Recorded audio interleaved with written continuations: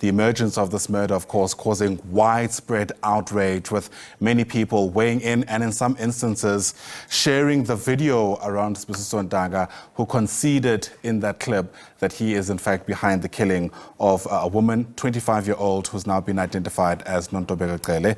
Let's get a sense of what to think about insofar as that leg of the story is concerned. Bringing our guest, the head of programs at Media Monitoring Africa, is Thandi Smith, and she's with us here in our studios. Thandi, great to see you. Thank you so much for popping by. Yes, thank you very much for having me. It's a heavy story to tell, even in a country like ours that's characterized by so much violence and grotesque killings. But we couldn't help but notice just how ordinary people interacted with this kind of content on social media. That video has gone viral, and I'm not quite sure if that's necessarily a good thing. It's absolutely not a good thing. I think that if you look at how we engage with content on social media, and there've been a number of examples before where, there's been gratuitous violence, videos, images being shared, and it fixes on the concept of, the trauma of it is something that makes it go viral. We sort of obsessed with this, with the violence and the trauma, and you can understand why people are very quick to share the content, but people share the content without stopping to think about the impact that content has on when it is shared and when it does go viral. It's you can really consider it insensitive, inappropriate, and really not okay. Yeah. I'd go as far as to say that I don't think everybody who shared that content was aware of that impact you spoke to. In fact, in some instances, they may have thought what they were doing is noble. It's part of the activism. It's shining a spotlight on an atrocity. How do we negotiate what feels in that moment as kind of a competing interest when you want to amplify the story, frankly? So it's a really sensitive issue, because I think it speaks to a lot of personal emotions, and it's something that touches really deeply, and it's exactly the kind of content that makes incitement to violence, hate speech, disinformation go viral, because it's such an emotive reaction. I think that what people tend to forget is that because there's such a lot of rage and anger, and rightly so, sharing that kind of content then has a very real ability to create sort of offline reaction, offline violence.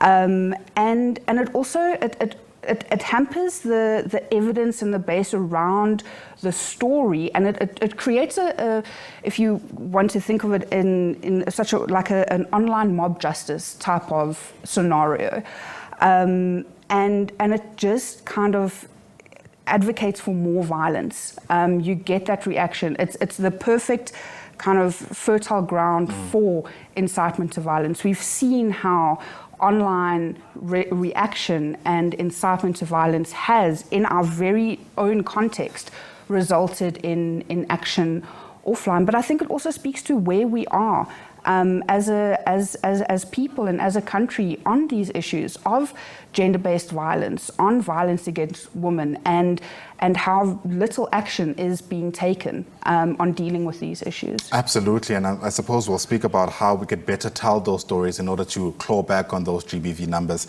But as we all kind of digest this in our own ways, I just couldn't help but think of the society we're in, where somebody could do something like this and feel emboldened enough to record it and put it on social media. I think there's a bit of an existential question to ask about what on earth we're doing with these platforms. Yeah, I think that we have seen how deeply violent, and I'm trying to think of appropriate words to use, how we've seen social media be used for unbelievably offensive content. Yeah, in many ways it feels like it's brought out the best and the worst in us. Absolutely, and some platforms are better than others when it comes to managing how that content gets spread. I mean, I for one am no psychology expert or analysis to, you know, kind of unpack why people would want to share that from that perspective. But I think that we also need to hold the platforms responsible for allowing this kind of content to go viral and allowing, you know, and not putting in more rigorous control mechanisms or information educating and informing people about why they shouldn't be sharing this type of content. And it also goes to, you know, respecting the families involved, respecting children that are involved, respecting the grieving process, you know, of the victims as well. And, you know, I think there's no angle where sharing this kind of content is a productive use of social media. Sure. And, you know, I shudder at the thought, despite everything we've just said, of what would have happened if this actually wasn't put on the national agenda, you know, if there wasn't an opportunity for the outrage in some ways to take place, you know. Dare I say, you know, a scenario where this man who's now taken his own life could have gotten away with this, if you know what I mean. Absolutely. Some people still share that sentiment anyway. And you know, I think that's where you kind of struggle or grapple with this balancing act of what stories are in the public interest, what stories should be out there, but it's also about putting them out there responsibly. And yes, there is, you know, value for collective outrage, but when on the back of that, what good will come? Will there be any change? Will there be any action taken? We've again had a number of stories that have gone viral, that have you know, garnered the attention of the nation for a few days. Yeah. And then what?